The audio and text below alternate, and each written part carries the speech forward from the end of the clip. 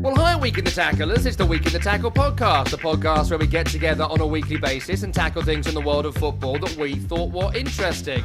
I'm Tom Rennie. That's Brian Dunny Dunseth over there at Sirius XMFC and all the television channels fame. Hello, Dunny. All right? I'm fantastic, Rennie. I don't know if you know, but Manchester is red, my friend, and I do have a bone to pick with you. Oh. When we get into a little bit more of the commentary of a certain Thomas J. Rennie while you were covering Manchester United, Manchester City the other day. Okay, I did indulge myself. I had a lot of fun, I got to say, during the Manchester derby. It was a super fun game. It was really, really good. Unexpected and fun, which we're going to get to. Before we do that, two things. Number one, we've already done a show this week, which is available for you right now in your podcast feeds and on YouTube, all about the AFCON final. So subscribe on YouTube to watch that in full. We aimed for 10 minutes and did 20 because we have lots to say. We work on like 10 shows already and are doing this because we love doing it and did double the time expected. So enjoy that. Go listen to that, subscribe to that, and send it on to your friends as well, for those that missed the chaos of AFCON. And if you're not subscribed to us already on YouTube, do so. Because we want to turn up in your algorithm. That's where the money is, frankly. So get over there, subscribe on YouTube, and you can watch the show in full. Also subscribe on Apple, subscribe on Spotify if you're on one, subscribe on the other, and vice versa. Leave us a review and tell a friend as well. If you're going to the football this week, you're in the car this week, you should tell people about how good this show is. If you do that and they subscribe, I don't know, I kind of want to buy a beach house. And we're very short. We're very short of that at the moment. A little bit. I want to be like Dunny and buy a beach house like him. Anyway, there you go. That's the housekeeping. Let's get to it. Amazing. And my final line in commentary, it was so fun doing the Manchester derby this weekend. And sort of my final line from the third goal, which got disallowed, which I'm still not sure about what it got disallowed for. I assume Mason Mount, but I've not double-checked because the game was so dead. But the line was... United have absolutely slaughtered City. Like, it's not an exaggeration to say that should have been 5-0, 6-0, maybe 7-0. 3 disallowed goals, 2 perfectly good goals, an early crossbar hit. Donnarumma was excellent in this game. And made 2, maybe 3 sensational saves and a couple of quite basic ones as well. Yeah. What was this? Like, did you see this coming? And how little did those players want to play for Ruben Amorim? Right. I mean, I had to get up early, 5 a.m. Mountain Time on Saturday after having a few pops and a couple of adult beverages. So it was not the easiest one to wake up to. Here's my take. Yeah. That was the first game that I, as a fan, and again, Manchester United, out of all of the sports available to me, is the only one that emotionally affects me. Like how they play, if they win, if they lose, all the others, like I can be super analytical for everyone else. This is the only team that either makes me happy or really pisses me off. This was the first game, Tom, where I was sat on the couch watching. I had my phone to the side, and I was actually annoyed by people texting me during the game because I was actually... for the first time, and I don't even remember what, and usually I'm the guy that's like, I'm like this weird psychopath that like works out while I watch a game. So like kickoff, I'll do a set, 5 minutes, do a set every 5 minutes throughout the entirety of the game. So I'm like sneaking in a little mini workout. I just sat there. I had so much fun watching the game. And you sat there through enjoyment, through happiness. 90 minutes. I did not move. I did not do anything. First time since when? When was the last time you did that? I don't remember. I do not remember.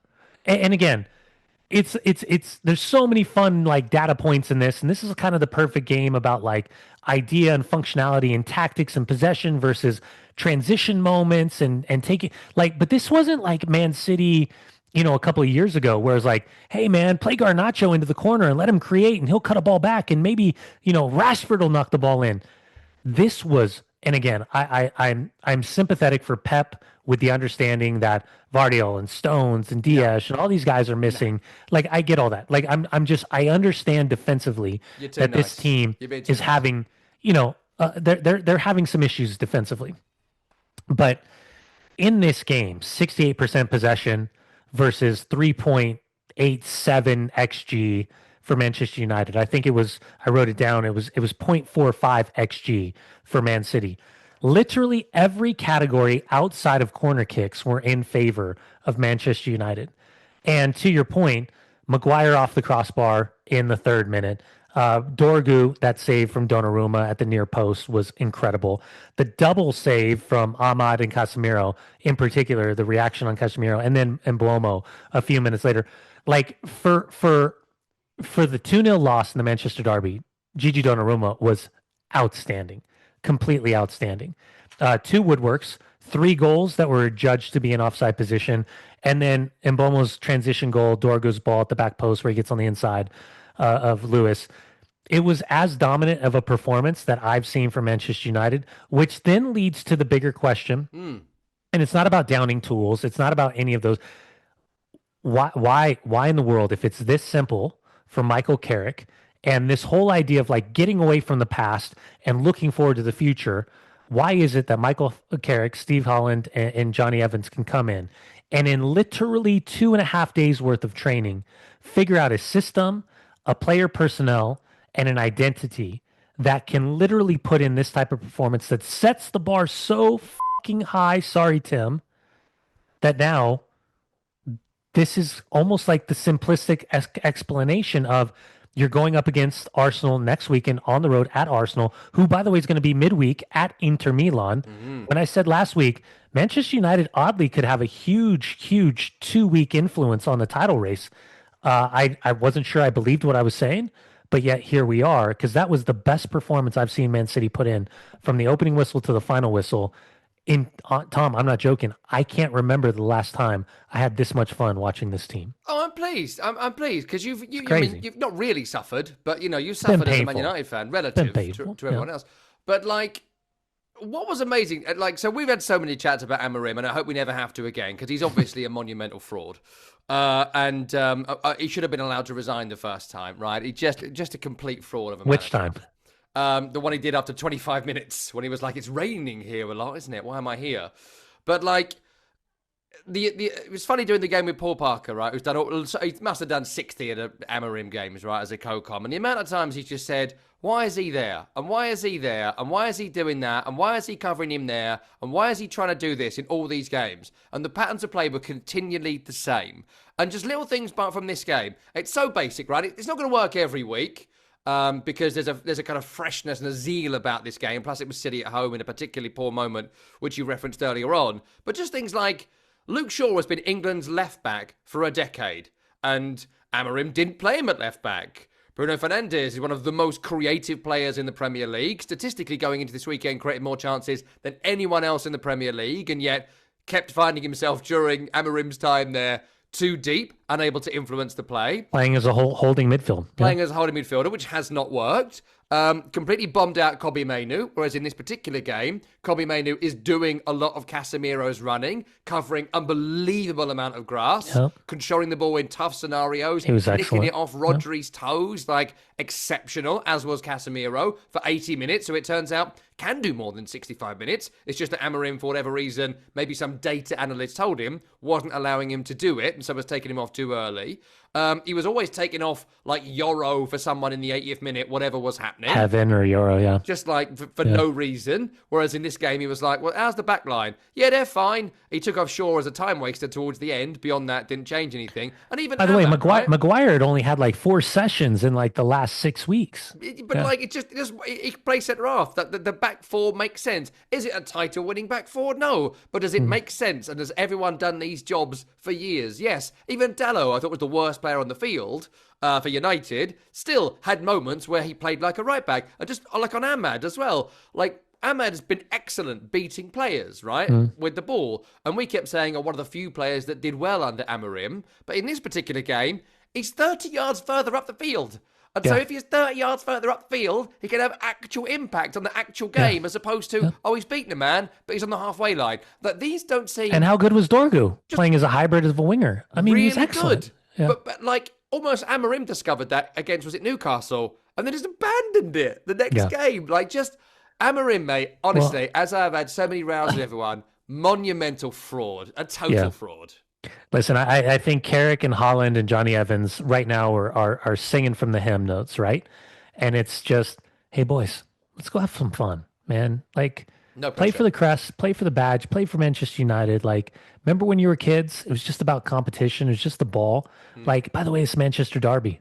Like, let's go play with some pride. Let's go put on a show. Like, it's easy right now, right? It's very, very simple. Yeah. The challenge is going to be over the next couple of weeks is finding the next level of consistency. I do want to go back to Diogo Dalot. I Yes. think it's a red card. The Oh. challenge itself endangers the safety of the opponent. If you are going to talk about force, I think that is a judgment call that creates such a gigantic gray area that makes it even more difficult. The height, the where he caught him, for me, the moment that you see the first replay, you're thinking Craig Pawson's going to send him over to the monitor, Yeah. and Anthony Taylor is going to show red. Here's my problem Go on. with Howard Webb and PGMOL in moments like this. We have been told that if this is in Champions League, that this is a red card. This has struck the level of intervention by VAR to suggest to the referee that this has endangered the safety of the opponent at the Champions League application level of VAR. My problem with this is that Howard Webb and PGMOL right now have put themselves in a bit of a pickle. Because if this is worthy of a red card on Tuesday and Wednesday nights, now what you are implying is that you are a more physical league, being the Premier League. You want things a little bit faster, a little bit more physical, and that's fine. But this is now a judgment call, which becomes a data point for every manager for the rest of the season. Because the moment that something similar, not like for like, because it's never like for like, if something similar happens, the next manager is going to say, well, hold on a second. Why didn't Craig Pawson send Anthony Taylor to the monitor for Diogo Dalot's challenge on Doku? Because that is the exact same thing that happened in our game. And we just saw them have these issues this last 10 days over the fact of, is he offside? Is he not offside? Is his heel in an offside position? Is he interfering with the play? Does because he's in an offside position mean that now the defender is dealing with him in an offside position? And in that judgment situation, he doesn't have the ability to attack the ball because he's dealing with you, who's judged to be in an offside. We saw 3 freaking versions of the similar play at the weekend, and yet one was one was not even looked at. Yeah. And then the other was called the same way that Erling Haaland in the offside position was called. So I think this is not a watershed moment by any means, but now in the Premier League, Howard Webb, PGMOL, and the application of this rule or non-application of it has opened up another sack of worms that they're going to have to deal with going down the road. Well, you know what it is too, and I'm glad you raised this because I didn't want to do too much VAR this week because obviously, like again, sidebar. Every week. If the Somerville goal was given, which it should have been, West Ham are out of the relegation zone right now. So no 100%. one tell me it evens itself out. Like that's f***ing bullshit. Sorry, Tim. Yep. Sorry, Tim. Like it just like that's how big that moment was, and Milenkovic deliberately touched the ball. But I got a lot of that then as we're getting now. What there is, and Howard Webb will have his soft soap program with Michael Owen, and he'll explain to us how they came to decisions. And every now and then they might say, yeah, well, we might have got that wrong. But most of the time they're trying to defend the decisions that they've made because they have process and protocol and what have you. And like, what the problem is, right, that in real time, what they're doing is the mindset is either one or the other. So it's not a consistent mindset. For offside, we had the conversation about they're trying to give it or they're trying not to give it. They're trying to find pathways to or not. And that could be down to as much as your positive mental attitude that day. Maybe the VAR had a row with the wife that morning, not in a good mood, and so I feel like I want to disallow it. That's all subconscious. That's not like a conscious thing, but your mood can affect these things. That's fair. Basic 100%. humanity. They're right? humans, yeah. Whereas, like, in this particular instance, part of it, we know they manage the occasion. We know referees don't like to give cards, like, too early. This is like the 11th or 12th minute or something. If that 11th, was a low-key game, if that was Burnley against Forest, Leslie Ogochukwu was sent off for that. But because it was the 11th minute of the Manchester derby, massive profile, he has seen it, they were afraid to do it. And the mindset is, at that point, we want to keep it 11v11. Now, I'm not saying that's right or wrong in this particular conversation. I'm happy to think, I do think it's wrong and they shouldn't do that. But if they are going to do it, then that needs to be the mindset for every game, for every moment, and it just isn't. And what they do is they explain why they came to this decision, and the row becomes, well, no, I can also read the laws, and I can interpret it differently, so don't tell me as matter of fact that this is the decision you came to and this is why we got it. No, you're wrong here. As you were wrong with Somerville, as you were wrong with Haaland, you're wrong with this. And so what you should be doing is improving process and I've got loads of solutions for VAR, which we won't do again here. But don't just tell me how you came to the decision, because this was nonsense. Can I tell you what I really think it is? Yeah, I don't think it's about threshold. I think it's about timing. And as a player, we all know that in the first 10 minutes, you can effectively get away with a red card type of challenge and send a message to somebody because, to your point, referees don't want to change the outcome of a match by showing a red so early in a game. yeah. So I think it has to do more with the time as opposed to less of the challenge. Yeah, I mean, I don't disagree with that at all, but I just think there's been so much of it recently. Yeah, And again, I agree. I really, really, really try not to do too much referee stuff. I really do try. But some of it recently has been a joke, and I am going to be triggered for all time by the Somerville goal, I'm afraid, because Yeah, we're going I agree down with this you. year, and I, they I would agree. be out of the bottom three now if it wasn't for that nonsense. The other bit on the United game, and again, United fantastic, we've covered that. City were dreadful. And, like, I get the point you made it earlier on entirely that there's no Diaz and Mateus Nunes was unwell and Nico Gonzalez was carrying a knock from Brighton. So all these players are sort of out. However, the way they set up here was insane. And poor Max Lane, I felt for him, playing for Watford a few weeks ago, and he's now playing in the Manchester derby away from home. Calamity Kusanov is just not a Premier League quality player, despite the money they Really? spent I on thought him. Kusanov was excellent. No, I I disagree thought he was entirely. good. But I tell you for why, and you can tell me why I'm all wrong. Yeah. But like, because they were told to do the City thing, which is play on the halfway line, Yeah. condense the play in their half. United were in this really solid central block, and what City can then do, as they've done for 10 years under Guardiola, is dominate the ball in your half, and maybe they'll hit you on the break, but in general, you're going to be fine. It's what Bayern did under Pep. It's why Manuel Neuer became so famous for basically being in the halfway line for whole games, and City have done it for a decade. This lot could not execute that. Yeah, And I agree. reading the game, they all had to come off. They all had to come off by 10, by 20, and there was that bit where Kusanov played it back to Malane, who got all muddled, and I think Mbumo should have scored at that point. Yeah, he got the ball caught underneath his Got the ball feet. caught Yeah. under his feet. But there was loads of it, and Elaine gets brought off at half-time, and Ake goes central. They were set up to fail, and the coach didn't fix it. And if that was Nuno, and it was my team, I'd be going mad about the fact Pep Guardiola could not read what was happening and did not help his young defenders at all in that game. I think he hung them out to dry with the setup. And when you see how good Man U were on the counter, some of those Bruno Fernandes balls over the top, the one to Mbumo right to left, jaw-droppingly good. So Incredible. Big help switches. them. Help Yeah. them, no? Yeah, I mean, when you're missing three starter center backs is an issue, right? And then Definitely. effectively, your both your outside backs aren't necessarily starters considering full strength. So I would say it's a makeshift back line. Elaine got caught, and I actually was feeling bad for him because you could see the pressure. He actually worked himself back into feeling comfortable because he had that probably like 10 to 20 minute range where it's like every ball that was played to him, but he actually wasn't undone because once or twice, like whether it was Kusanov or it was, gosh, who was on the right hand side, Lewis, they were yeah. like not stepping. They were disconnected for like their passing lanes.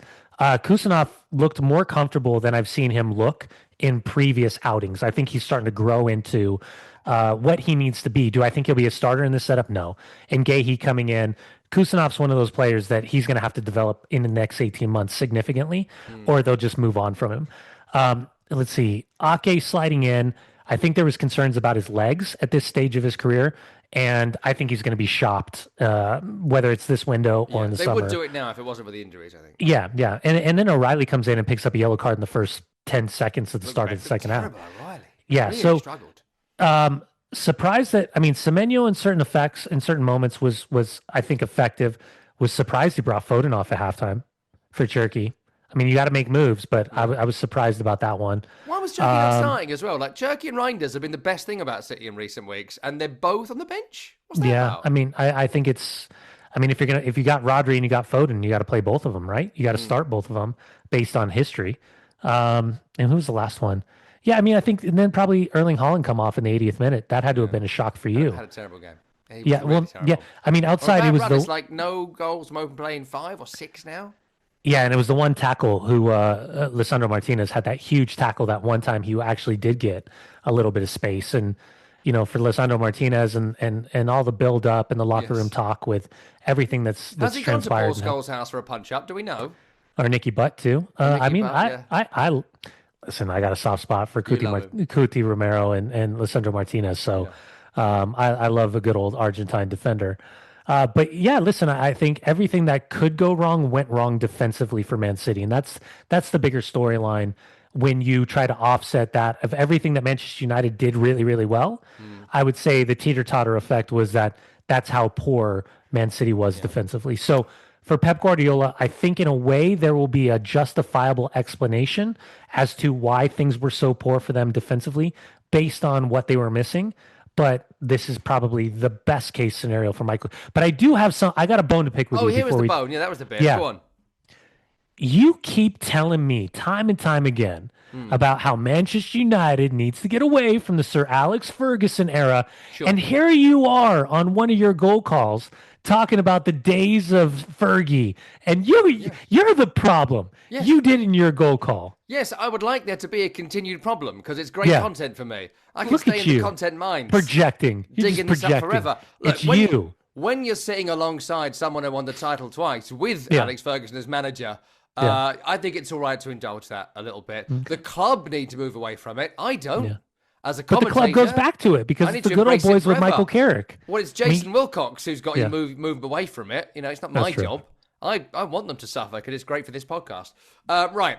Let's get on to another El Sacco? mad story. No, I want to do Glasner. I can do Frank. I just think Glasner's more interesting. It is. And I want to see what you think about it. Because, so I've known, as most people have known, for various reasons, that Glasner wasn't going to sign a new contract, right? I knew about this meeting with, you're so right to say this now. I told you this off air. Like, I knew, as most people knew, about this meeting with Parish a little while ago, where he basically said, I'm not renewing. And there was a kind of campaign to try and get him to sign a contract. He was never going to sign a new contract. Oliver Glasner was done at Crystal Palace. And we all sort of knew that. So his press conference on Friday was still a surprise because him making it public in that scenario was like a shocker. I felt for the Palace press admin who had the Conference League game, then they had the gay news, and now they've got this. They must have been like, right, Friday, game on Saturday. Log off for the day. That'll be... He said, what? What's he said? Right, I've got to call the wife. I'm not making it home tonight. Let me call my boyfriend. I can't make it to dinner. Right, so just nightmare for them. But they actually didn't post anything on their website about it, which I did think was quite funny. They just didn't post anything on cpfc.com at all about what Glasner said, the biggest story in the country at that time. Weird. But anyway, they lose to Sunderland at the weekend and play fine by all accounts. I didn't watch the game in full, like I saw bits of it. But then he takes to the post-match. And again, his post-match was unbelievable. So to read some of it, he says his players are being abandoned by the club after he learned that Mark Gay was going to City that weekend. I mean, everyone knew, so I didn't really understand that. He then says, quote, we're selling our captain one day before a game. First time I heard about it was 10:30 a.m. yesterday. Okay. All they said was everything was prepared. We had to change everything. Nobody told us. You then have to stand in front of the group telling them the captain doesn't play tomorrow. Your heart gets torn out twice in a season. One day before a game with Eza in the summer and Gay now. It's tough to say why, but that's how it feels right now. We feel we are being abandoned. No support, playing with 12, 13 players for weeks now, and the bench is just kids. He then went on to reference Joachim Andersen, sold to Fulham, and Michael Olise sold to Bayern. I did a really, I think, interesting rant on this on the football show a couple of days ago, which you can see on Tom Money Soccer, which people have been talking about for a couple of days. I think it's really interesting about like Palace getting above the acceptable line of goodness is that the long and the short of my sort of argument, which they have. But what do you make to Glasner bringing this to the fore now? They've publicly more or less said he's going to stay on as manager. This is him doing the Amorim, Antonio Conte, time to sack me thing, isn't it? Yeah, Enzo, throw Enzo into there as well. Yeah, listen, I think there's a couple different ways to attack this. First and foremost, Crystal Palace in the summer that they've had, right? From going and winning the FA Cup final against Manchester City to the disaster that is inside Europa League versus outside on Conference League versus the whole John Textor situation. And then on top of that, a summer on from selling Joaquin and selling Olise for two players that were trending towards not re-signing the club. Eze, letting the club know that, hey, I'm in the final 18 months of my deal, last year of my deal. I'm not gonna re-sign. You still got to deal with Mateta, who, by the way, is on 18 months.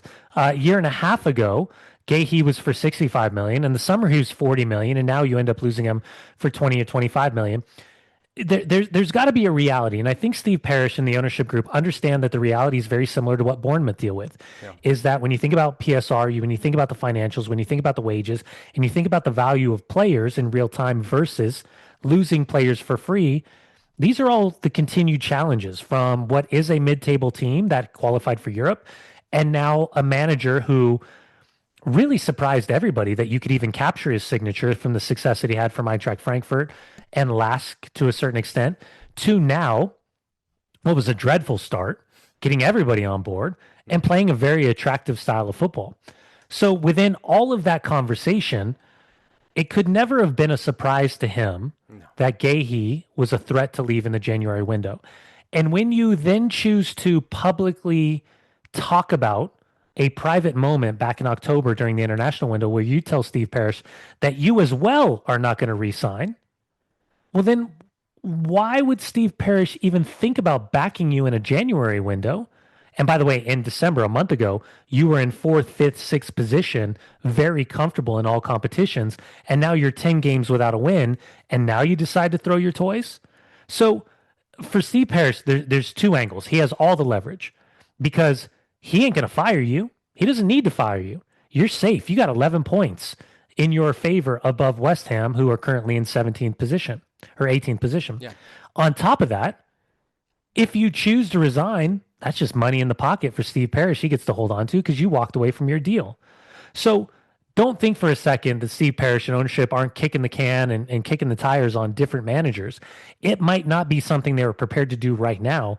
But for Glasner, there's also a unique conversation here that I would also include Unai Emery in at the weekend, is if you were going to go down this path verbally and choose to be destructive as opposed to constructive in a moment where all of your staff is looking at you and all the ownership and all the players are looking at you, there's always a trickle-down effect.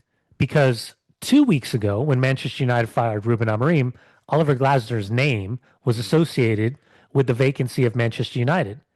And if you're Omar Barada, if you're Jason Wilcox, if you're Sir Jim, and you're, that doesn't seem a healthy way to handle this situation. Like, you think you would put him off? Seriously? Well, I mean, I think you got a feel for the guy because in reality, like, this is a really shitty situation. Sorry, Tim, but you got to include Danny Munoz in this conversation, Mateta in this conversation, like Adam Wharton in this conversation. Like, this is just one of many. And by the way, Donny Iraola is looking over and be like, yo, chill, bro. Sort it out. Like, you don't think this happened to me? Look at what happened. My team was decimated. Yeah. So you're looking for quality control from the leadership perspective behind the scenes to make sure that you're fulfilling these situations. But if you are going to bring in Brennan Johnson or you're going to bring in Eddie Nketiah, are those the answers to these like physical outliers in Olise and Eze? No, not at all. So again, I'm sympathetic for Glasner, but he's got to be very, very careful because I think he's put himself in a moment where clubs are going to look at him and say, that's a really good manager. But are the elite clubs going to look at him and say, that's the right guy for what we're trying to do here? 10 games without a win and you're firing off shots at your ownership group? I'm not sure that's the box that's going to get checked.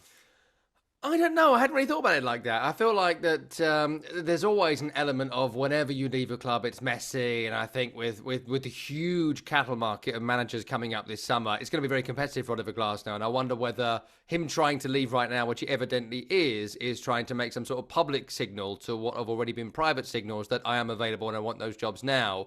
And maybe he's expecting if he does go this week or the week after, then he enters those conversations in a more clean way. I don't know. Maybe he takes the rest before taking a job, which I would always advise managers to do because anyone who's gone from one club to the other in like a week has invariably failed or at least struggled for the first But let me push back for a second. But I mean, he's got representatives.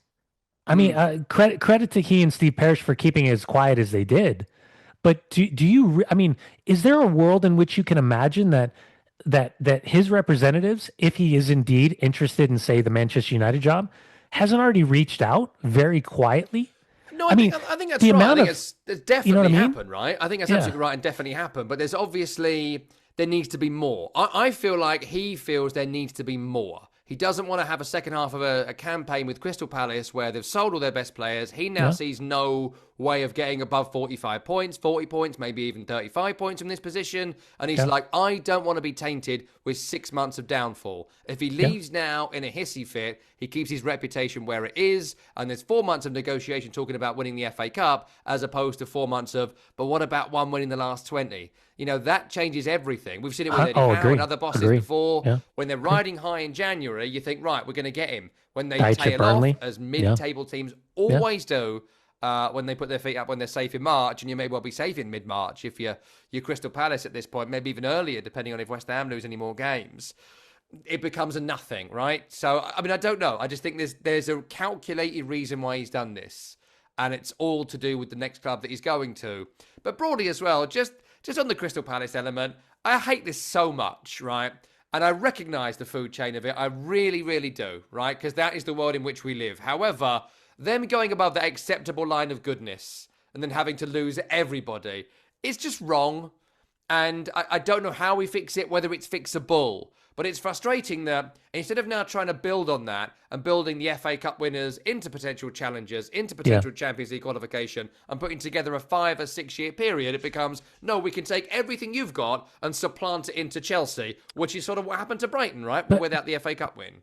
Yeah, but I mean, isn't that what Glasner is effectively saying?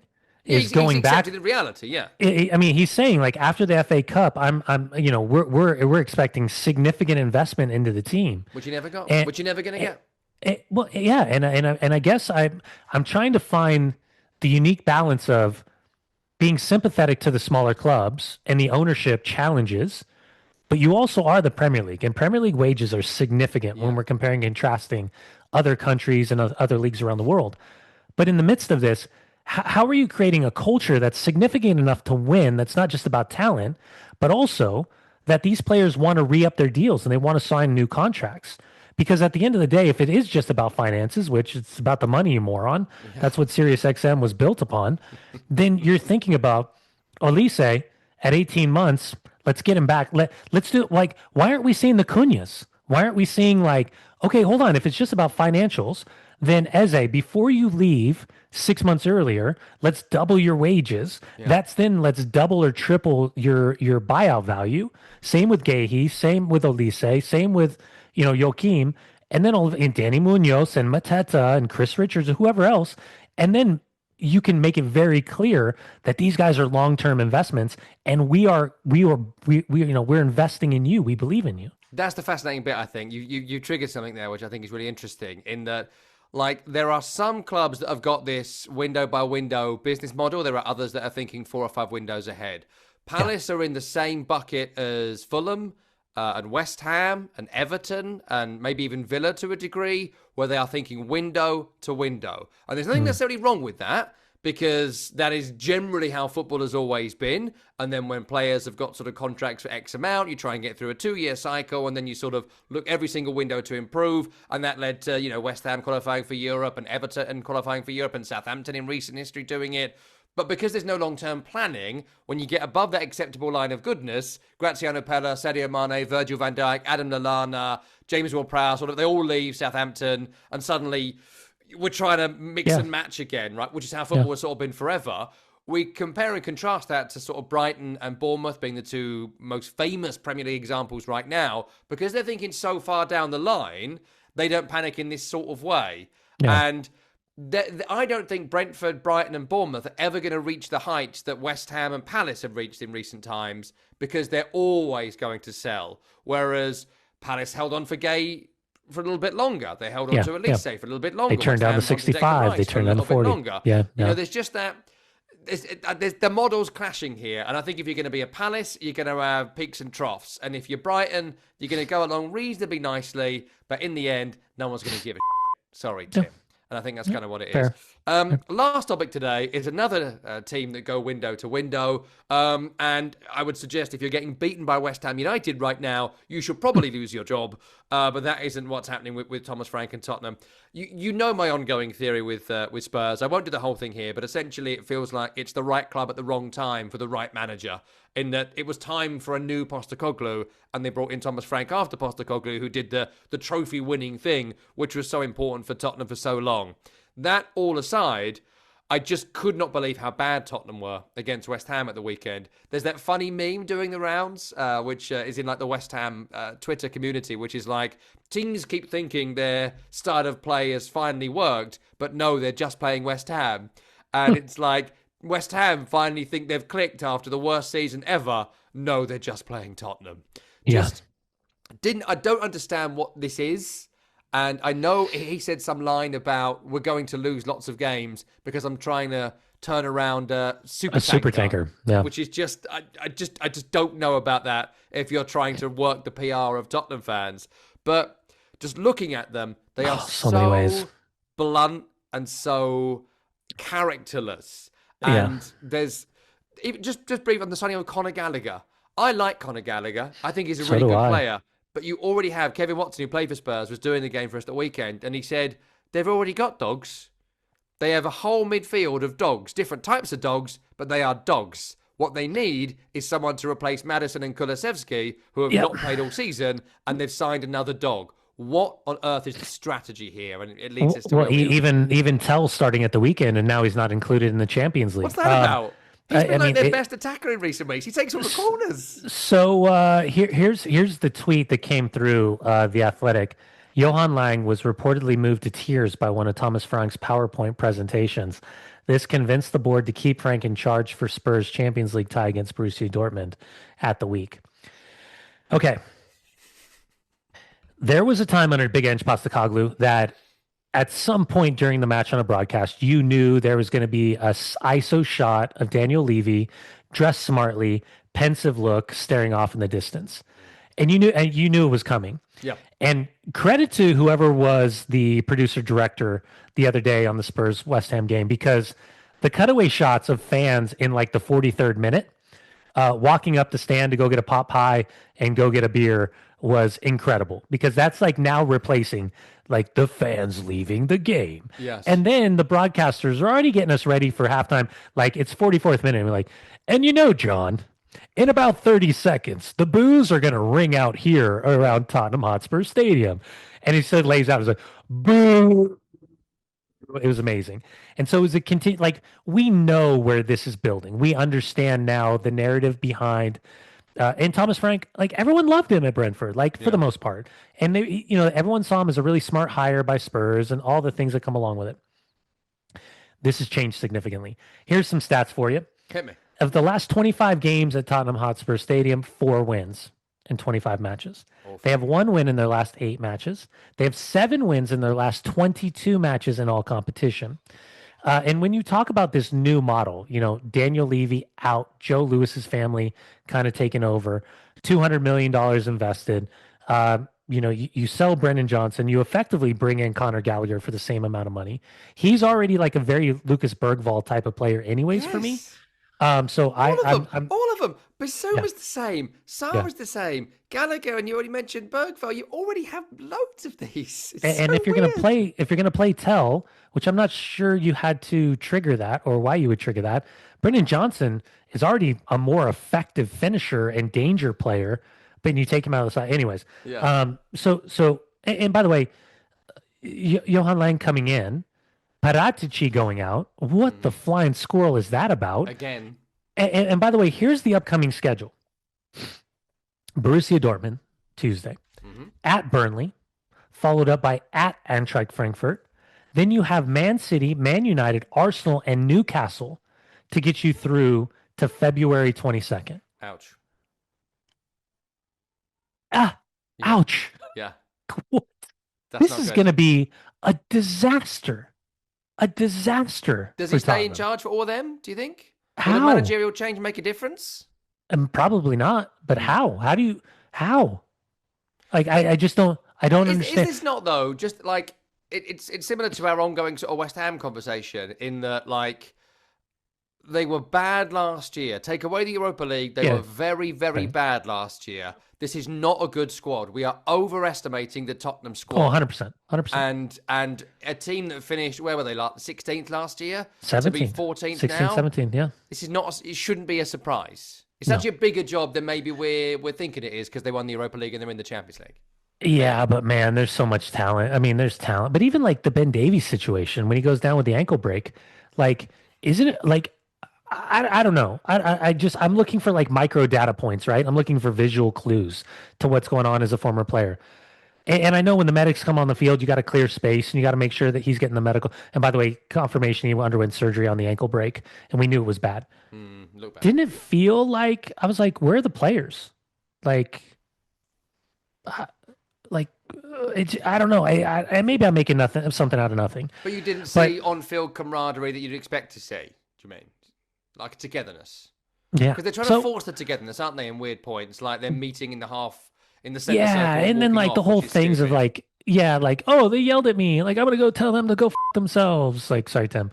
Like Vicario after getting body bagged by Celtic legend Callum Wilson. Like he's like, oh, he put my arm down. He put my arm down. It's like very clearly, and he did the same thing against Liverpool. Was it earlier in the year? Like, be stronger. Stop moaning. Like, especially for a skinny goalkeeper, a smaller goalkeeper, a leaner goalkeeper, a more slight goalkeeper. If he's got a lane, he's great in the air. But like, if he's going to get body bagged, he's not coming close to the ball. So, yeah, I mean, Javi Simons, Kolo Muani, like you've spent money on players that. And maybe this is just the stupid challenge of the Premier League is that, we watch these players that we think are really good players with their respective teams or leagues or competitions.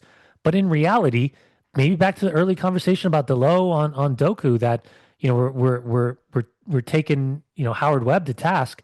Maybe there is a certain amount of physicality and strength and power that, sometimes it just takes players a little bit longer to adapt because. Yeah. When I look at that Spurs team, they're a better team than where they are right now. And I guess the question is, when people talk about downing tools, I was actually thinking about you when I was on my hike yesterday. The worst thing you could ever say to a player is questioning their mentality, is questioning their effort, because those guys are at that level because they care more than any of the players around them. But then there's really good players and there's exceptional special players. And you have off days as well, don't you? Everyone has off days. Because it's never about effort, it's about form. Yeah. Like I've been in situations like my touch is terrible. Sorry, Tim. Like I just got to focus on defending, got to focus on winning my headers, got to focus on being physical, all those things. Like you compensate if psychologically you feel like you're just a little bit off. But like I don't see players downing tools. I see players fighting with pride. But I just don't think it's good enough right now. And, you bring in Johnny Heitinga at this point because Matt Laws went to Colorado Rapids. Like that felt like strengthening the position, guy with a little bit of experience, former player. Like if you're going to make a move, I would assume Johnny Heitinga is going to be the guy. Maybe you bring back Ryan Mason after he got sacked at West Brom. Thinking Ryan Mason is floating around seems now. Some like, some happy-go-lucky times, maybe some vibes, and maybe, the Lewis family who's got a little bit more in charge, maybe they look at Manchester United and say, hey, if we make this move, do we have the vibes to help get these guys back on track? Ryan Mason's home win percentage as Spurs manager. It's crazy. He's 57%. Yeah. Thomas Franks, 18%. Postecoglou's got 50%. Christian Stellini has 50%. I forgot about Christian Stellini. This is historically bad. You know who's number one? Highest win percentage at home for a Tottenham manager? Nuno. Tim Sherwood. Oh. Nuno's 60%. Nuno's quite high. Yeah. Including he was manager of the month before they sacked him. It was we're out of time now, but it's such a shame. Congratulations. I couldn't enjoy it, but I also didn't want to not enjoy it, if you know what I mean, because I feel like they're too far adrift and the Forest game killed them. But it was nice to have a nice moment, considering there's been no nice moments for such a long time. And as I always say, the West Ham manager only has to do two things a year. Yeah. Don't get relegated and beat Tottenham. He's done one. He's done one at least. Well, and they played good. They deserve to win. Yeah, they did. Yeah. And it slowed down your moaning on Twitter for a couple of days. Yes, I was pleased about that, frankly. I was pleased about that. If they you were can on win, one. But they've got to win if you're going to stay up in this league with Leeds winning, they need to win like 4 in a row. They're so far behind. Yeah. Burnley or West Ham have got to win 4 in a row to get back in the battle. And at the moment, they're not. But that's for another day. They were good. I thought Tati was all right, and Pablo was all right. You know, it was something different. They look different now. Yeah. Which is good. So there we are. We'll see how they get on. Sunderland on Saturday. When they lose that, back to headbutting the wall, I guess. Sack him. Get him out. So might as well keep him now. Anyway. Excellent. Thank you, Dunny. That's Brian Dunseth over there. I'm Tom Roney. It's the Week in the Tackle podcast. Subscribe on YouTube. Subscribe wherever you get your podcast. Tim Horsey produced the program. We're back next week. Thanks, everyone.